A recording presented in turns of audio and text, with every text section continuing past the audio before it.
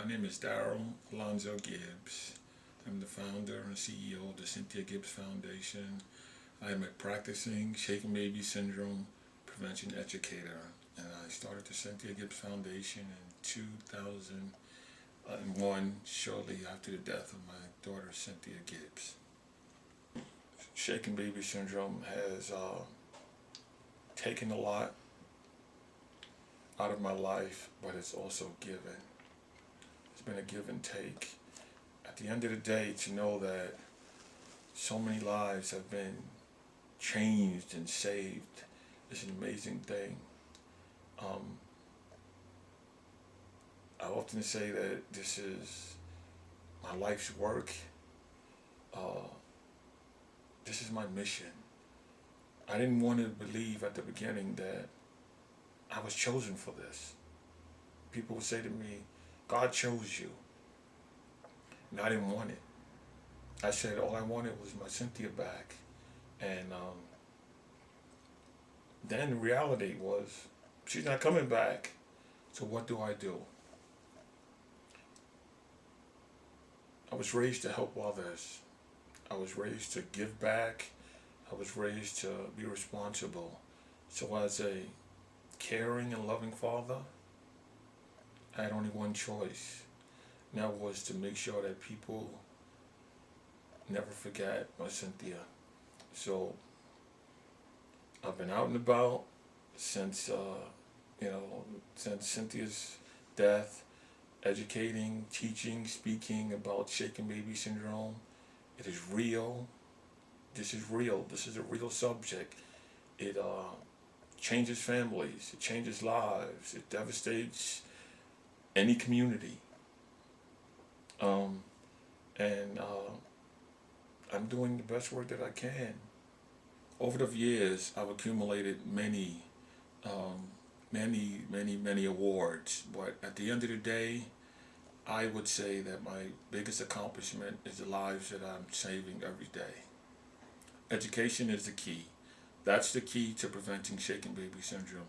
We know that. So we have to continue our course of educating everyone that will take care of a child or have a child placed in their care at one time or another. What I would tell every child caregiver about preventing shaken baby syndrome is never to take it personal. You're the caregiver. You have to be responsible for that child, and never to take crying personal. You're the caregiver. You're in charge. You're the one who has to make the right decisions, not only for the child but for yourself. For many years, I and other prevention educators used household dolls, and I believe that it served its purpose at that point. But using the shaken baby simulator doll allows educators like myself to have the audience see inside of a child's brain as to the effects of what happens when a caregiver shakes that innocent child. Today I'm joined by Mikey, the Shaken Baby Syndrome Simulator. He's a product from the company Realityworks. He's the latest and greatest tool that has been very useful to myself over the years. What Mikey's going to do for you is allow you, the audience, to see what happens inside his delicate brain and skull after I shake him. So now I'm going to demonstrate his injuries after I shake him. I'm going to activate him and make him do that thing that all babies do, which is cry, and then I'm going to shake Mikey and then talk about the injuries that he is going to sustain. Now, as you can see, I didn't shake Mikey very hard, but what I did do was I did hurt him. So it doesn't take a lot of force to hurt a child by violently shaking them.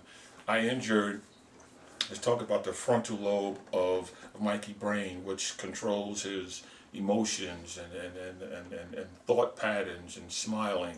And I also injured the rear of Mikey's brain, which controls his eyes. So if Mikey is not brought to the hospital, it is 25% chance that he may die from his injuries. But if he should survive, he may have those lifelong injuries like paralysis and blindness and deafness, and the list goes on and on.